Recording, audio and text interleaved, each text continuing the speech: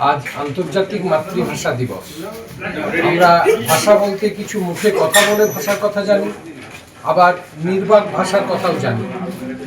তো পুরুলিয়ার যে ছৌ শিল্পীরা আছেন তারা নির্বাকভাবে মানুষের কাছে বিভিন্ন রকম বিষয় বা পালা তুলে ধরেন এবং মানুষের মনোরঞ্জন করেন। হ্যাঁ, হয়তো বাদ্যযন্ত্র কিছু থাকে, কিন্তু শিল্পীদের মুখে কোনো ভাষা থাকে না এবং তাদের মুখ ও মুখোশে ঢাকা থাকে, অর্থাৎ তাদের ভাষাটা হয়ে যায় মুখোশের ভাষা।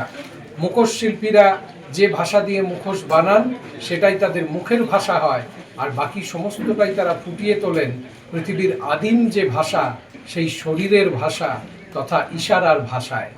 আজকে আন্তর্জাতিক মাতৃদিবসে পুরুলিয়ার মাটি থেকে সেই ছৌ শিল্পী এবং মুখোশ শিল্পীদেরকে সম্বর্ধনা দিয়ে বর্ধমান সদর পেয়ারা নিউট্রিশন ওয়েলফেয়ার সোসাইটি বিশ্বের দরবারে সেই নির্বাক ভাষাকে পৌঁছে দিতে চাইল।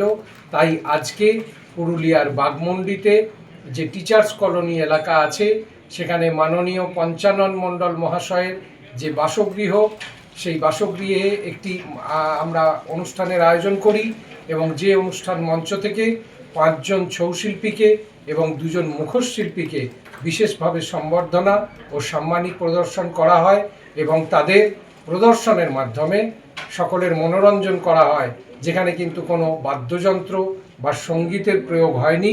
একেবারে নির্বাক ভাষায় তারা পালা তুলে ধরেন এবং এই নির্বাক ভাষা পৃথিবীর বিভিন্ন প্রান্তে ছড়িয়ে পড়ুক। নাচের এই কঠিনতম কৌশল এবং প্রাচীন কৌশল ছৌ শিল্প বেঁচে থাকুক, মুখোশ শিল্প বেঁচে থাকুক এবং এর মাধ্যমে পুরুলিয়ার মানুষের আরও আর্থসামাজিক উন্নতি হোক, এই কামনায় আমি বর্ধমান সদর পেয়ারা নিউট্রিশন ওয়েলফেয়ার সোসাইটির সম্পাদক প্রলয় মজুমদার।